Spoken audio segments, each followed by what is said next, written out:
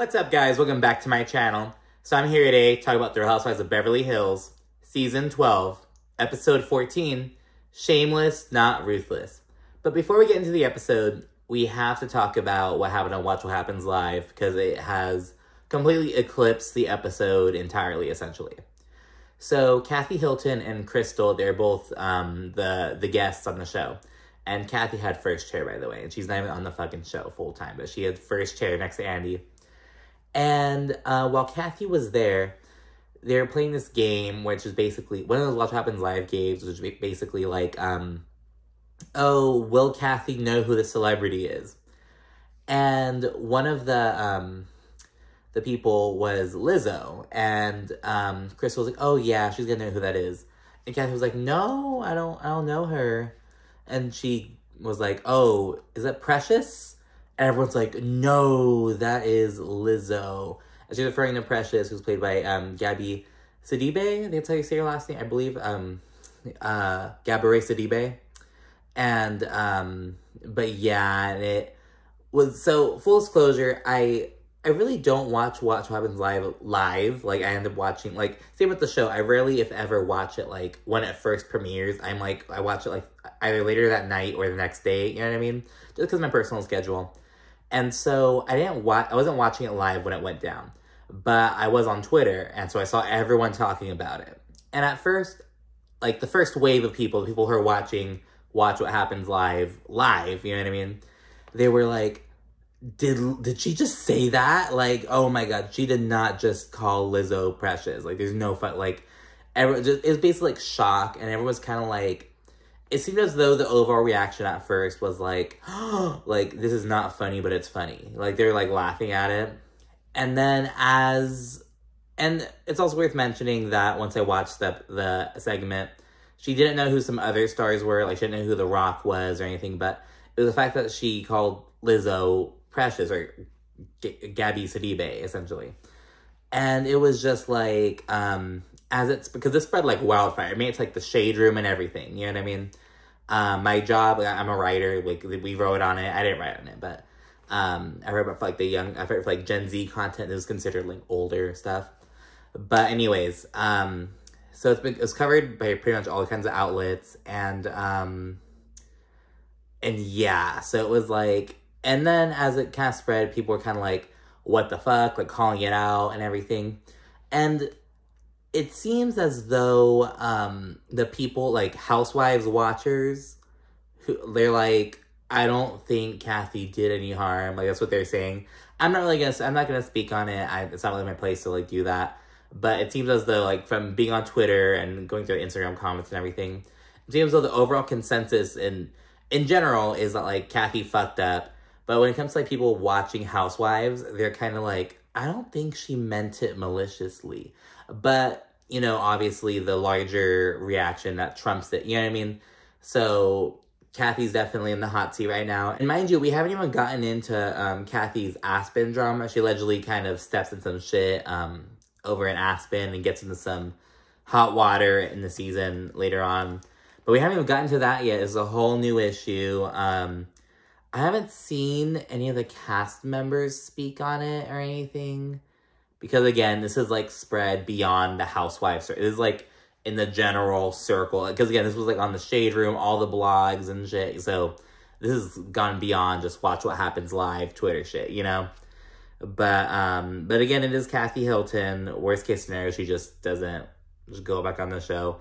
I don't know why the fuck it's like, first of all, why is Kathy Hilton on Watch What Happens, on a live TV show? It's like, girl, we know how Kathy Hilton is.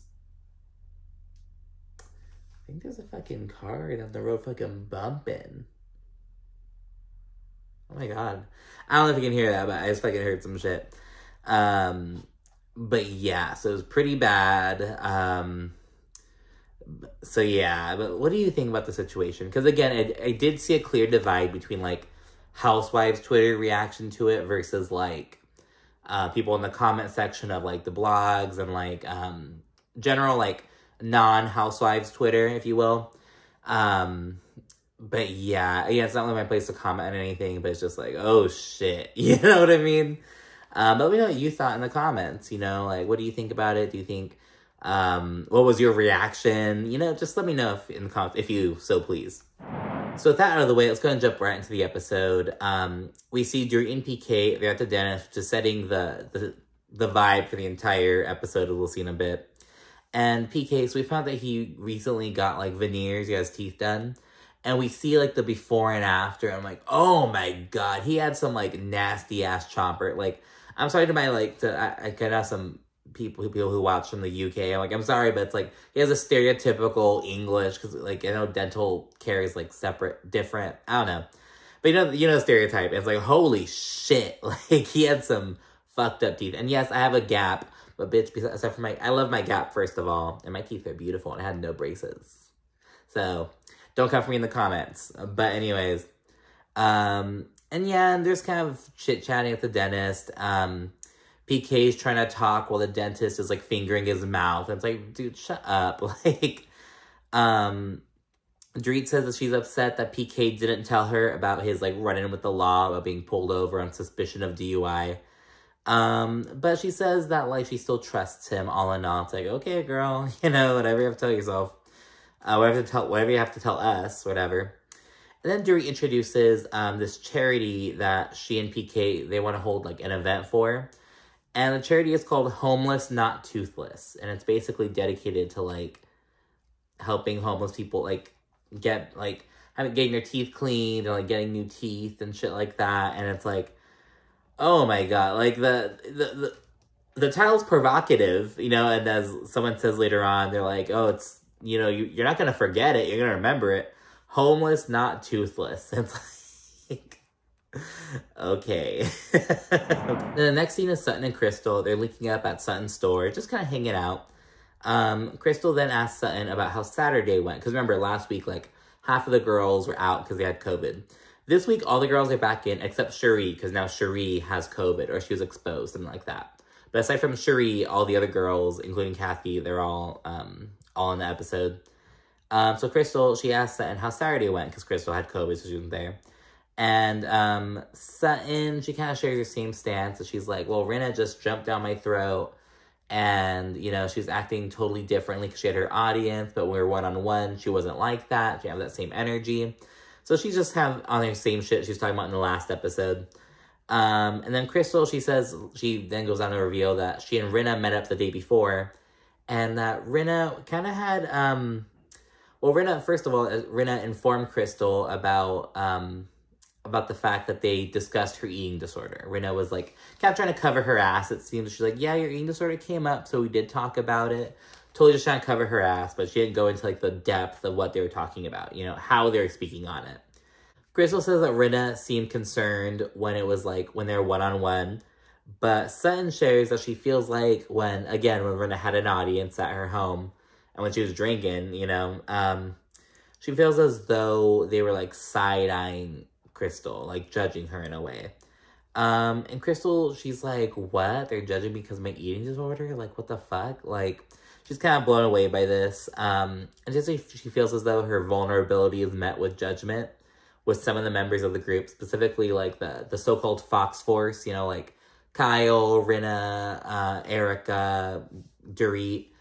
Teddy was a part of that, but she's out, and I guess Diana's replacing her, but Crystal feels as though her vulnerability isn't taken seriously when, with those members. And she says, she goes on to say that, like, oh, just because I haven't done everything doesn't mean I'm not actively trying to, like, get help for my eating disorder. Like, you know, because again, it's a process. Like, she may personally, like, it's a whole thing. Like, she may be personally ready to talk about it and open up about her struggles, but, like, exploring certain paths, it's difficult, you know, and she's acknowledging that with Sutton, so that's what's going on there. Just because I haven't done everything doesn't mean that I haven't done anything. I still struggle. I'm sorry.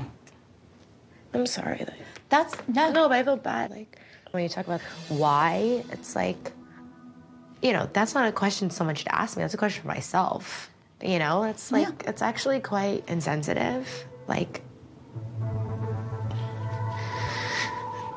I want to resolve it, you know?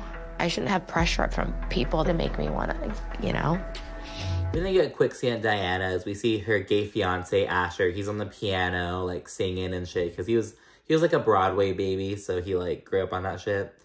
And she speaks on their relationship. She says that Asher is, like, so soft and kind. And she's so, like, like, so she said they compliment each other quite well. And then they discuss how they want to eventually start IVF again. You know, Diana, she's like, I still want my body to kind of have time to recover. Because remember, I don't remember the timeline yet, but I think it's like less than 6 months ago for sure. Like, maybe like 4 months ago, I believe. I don't know.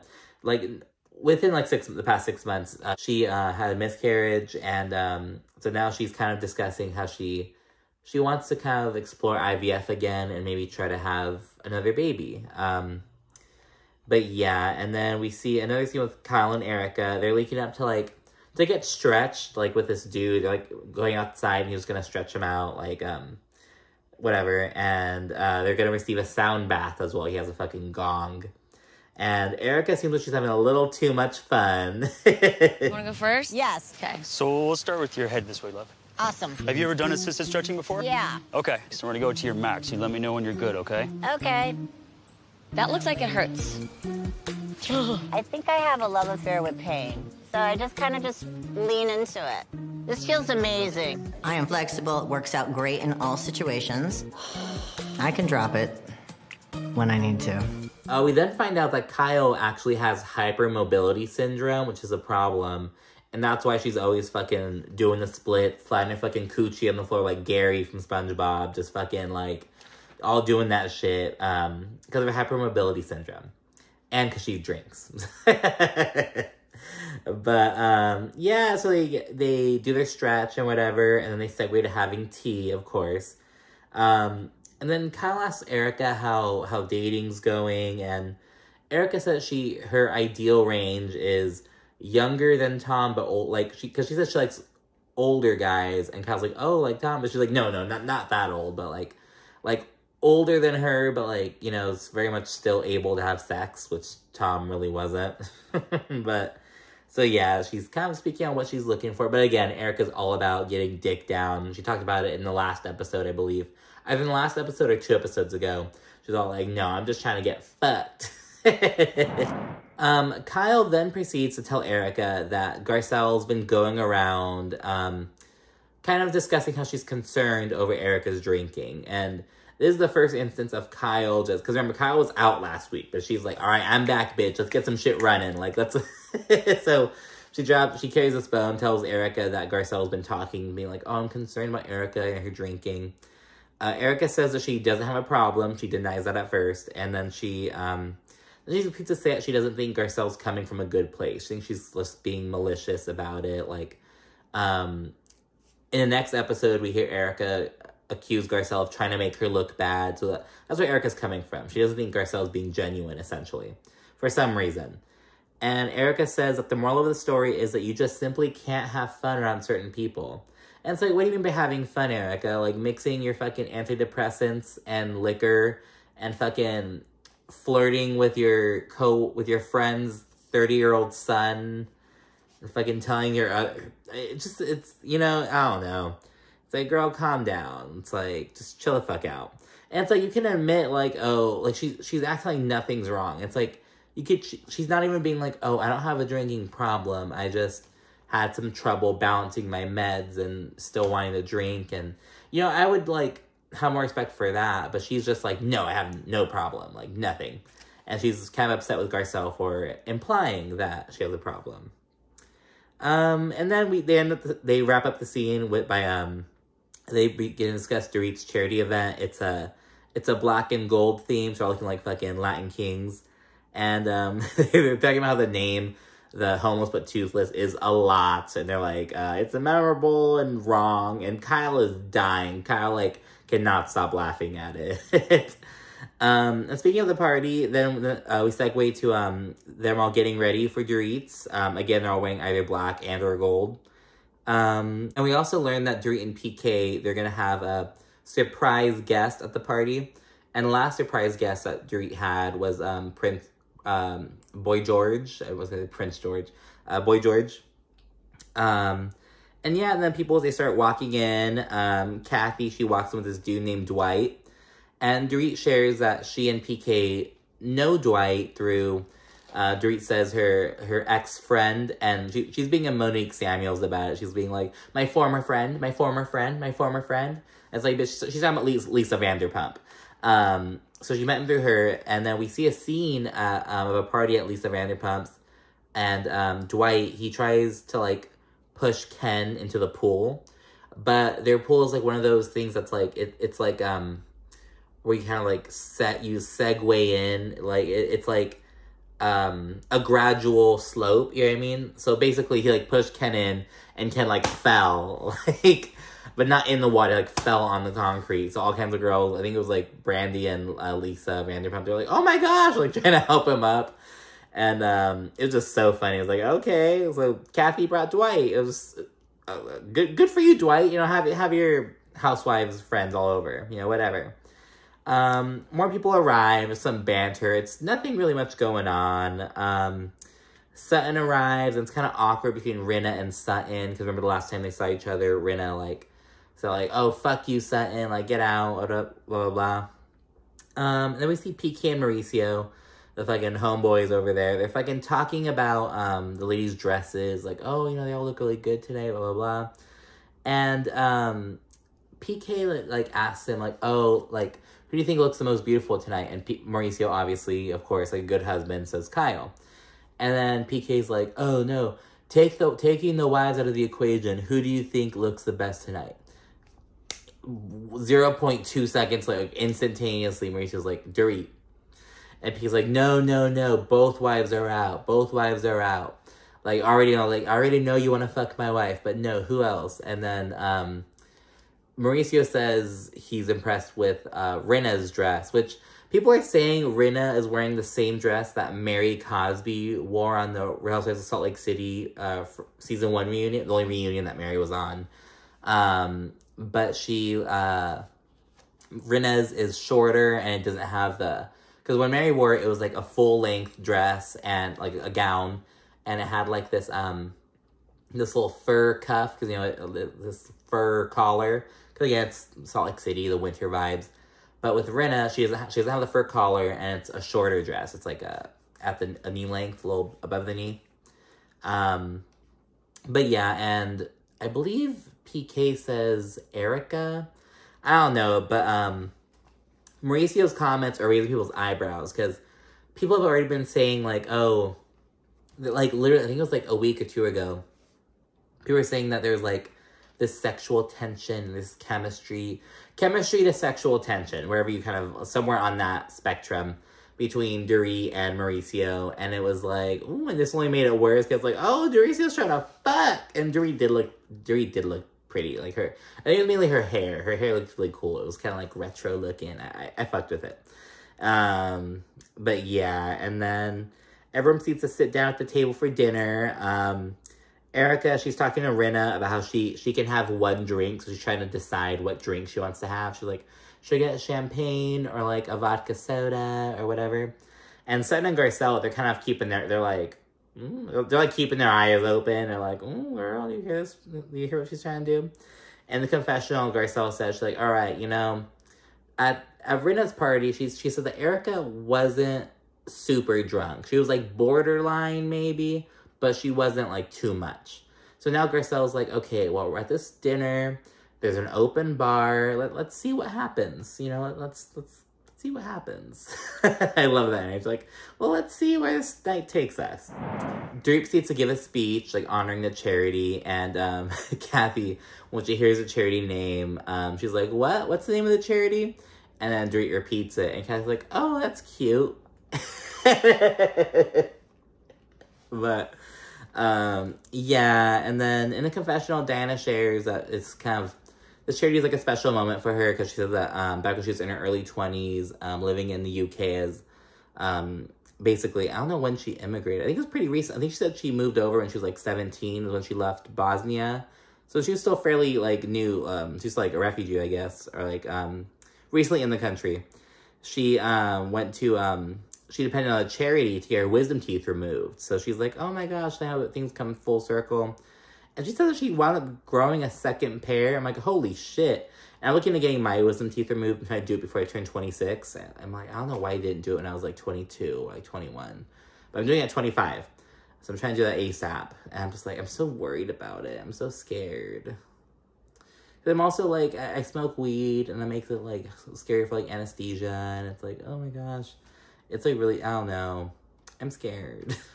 But anyways, yeah, so that was pretty cool that Dan was kind of talking about that. And I was like, you know, kind of know what this, it's like Almost Not Toothless. I don't know if they just do like, donate veneers. They talk about how there was one doctor who's donating a full smile, so like a full set of veneers, essentially.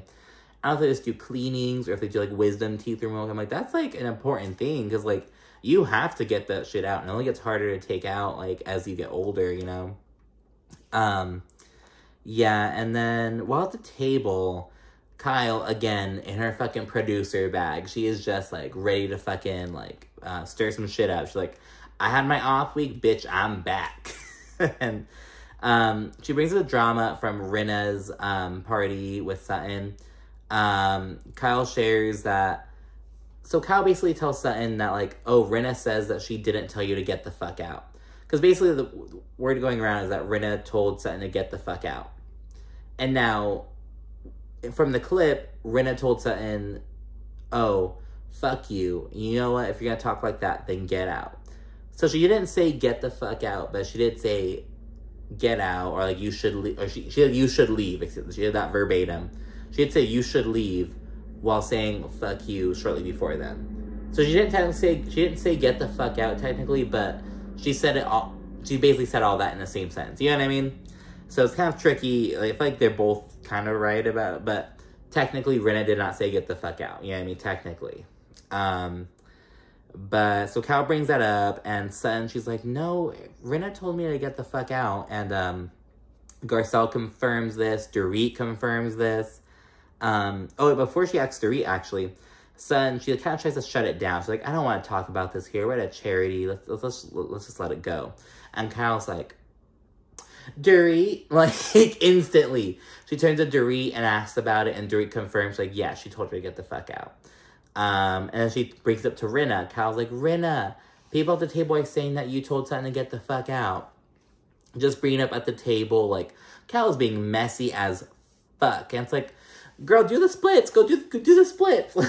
Like, but, you know, she's bringing it. She's doing something. But, totally not the right time or place. But, you know what I mean? It was for a charity called Almost Not Toothless. Like, you know, fuck it. If shit's gonna go down at a charity function, let's let it go down at a charity function with that kind of name. Like, fuck it, you know? Then Rinna, she proceeds to kind of utilize the moment to basically get on Sutton for allegedly failing to apologize to Harry for that whole debacle, for the whole charity Elton John thing from way early in the season. Sutton denies this. She says, oh, I did text Harry. And in the confessional, she reads her text. She says that she texted Harry after his birthday party, I believe. I think so, that's what Sutton says. Sutton says she texted Harry after his birthday party. Rinna says, like, oh, what Sutton should have done. She's like, oh, well, you should have apologized to him at the wine tasting and pulled him aside, blah, blah, blah. And Sutton is not having it. She's like, girl, you're not going to tell me what the fuck to do. She didn't say it like that, but she's like, you're not going to tell me what to do. Like, and she just kind of gives a little moment. It was kind of cute. If you want to make this go away, you make a public apology. And you say, I'm so sorry I did that. Do what you say. Sutton, why did you do it in the first place? Sutton, rule book. Why? Sutton. Let me see. Do what she says, then it goes away. Why did you do it in the first place? It's a very short book. Rinna then gets all extra with the yelling and shit. And mind you, they're at like a charity function at like a dinner table. And so everyone's like, what the fuck? Like, 'cause there are all these like dentists and shit at the table. So everyone's kind of like, what the fuck about it? Crystal says she has a friend there and they're like texting. She's like texting Crystal from across the table. Like, what the fuck is going on? But yeah, and Rinna is clearly still bothered over the whole situation. Like, it's like, despite them saying that they're gonna, like, put it behind them, like, 3 times already, it seems. Like, a few different times they've said, oh, let's move past it, let's make nice. At least 3 different times, I believe. Dorit then interjects. She tells everyone she's a good hostess, tells everyone to chill the fuck out. And then the girls are kind of like, how did this even come up? Who brought this up? And like, Kyle. So everyone's like, fuck you, Kyle. And Kyle's like, meh. And Kyle brings up, she's like, yo, we aren't getting to the Amsterdam level, but we're getting kind of close. And it's like, yes, bitch, like, calm down. Like, we get it, Kyle. Like, you're trying to come back strong, but it's like, fuck. Like, you know? And I'm not mad at it, though. It's just like, god damn. You know what I mean? It's, I don't know. She's doing a bit much, but, you know, we're getting results, so whatever. Then we see the surprise guest. It's Melissa Etheridge. Kyle and Sutton are all hyped. Kyle's like, oh my god, no way, no way. It's Melissa Etheridge! It's like, and Kathy, she's like, who the hell is that? Because again, Kathy doesn't know anyone. And I think that's actually the moment that inspired the game. Like, oh, Kathy knew who Melissa Etheridge was, so let's play this Watch What Happens Live game. That completely backfired. Oh, and I forgot to mention, people are mad at Andy as well, because Andy was, like, laughing at it. They're mad at Crystal as well, because Crystal's kind of laughing at it. She's trying to, like, save it.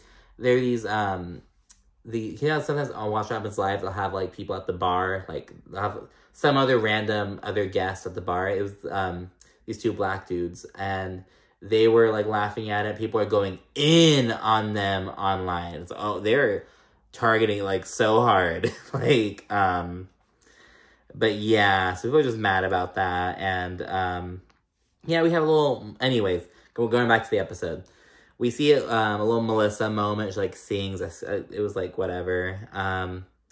Sutton and Rinna, afterwards, Sutton and Rinna proceed to make nice again. Then Rinna starts crying, but she just lost Lois, like, 2 months ago, I believe she says. Lois just died, like, 2 months ago. And Rinna, like, that same day, she just basically got, like, all kinds of shit from Lois's house, like, a bunch of jewelry, like, family photo, like, all, basically, like, her belongings. I mean, like, Rinna got all that shit, so it brought back all these, like, feelings and emotions. And yeah, Rinna said that she and Sutton she has to let the Sutton stuff go. She just can't hold on to it anymore. And it's like, okay, girl. And then Rinna apologizes to Sutton for projecting onto her. And she says, oh, I might act out and be shitty, but I'm just hurting. And everyone's all hugging Rinna, and she's crying. And she is very fucking dramatic, might I add. She is so... Her soap actress shit is coming out. And I hate to say, because it's obviously, like, she's crying, but it's like, oh my, she's so dramatic. I have to say it. I'm doing the best I can. Okay. Oh my gosh. It's okay, honey. You're right. I'm so sorry to do this in public. I'm so sorry. And that's the end of the episode. So it's not the end of the event yet. From the end of the episode preview, we kind of see if they're still going to be at the dinner table in the next episode. But to be continued for now. But we're ending on that note. But yes, be sure to comment down below. Let me know what you thought about the episode, what you thought about the Kathy situation. Let me know your thoughts in general. And then I'm sure to also rate and subscribe. But yeah, thank you again for watching. See you again soon. Bye.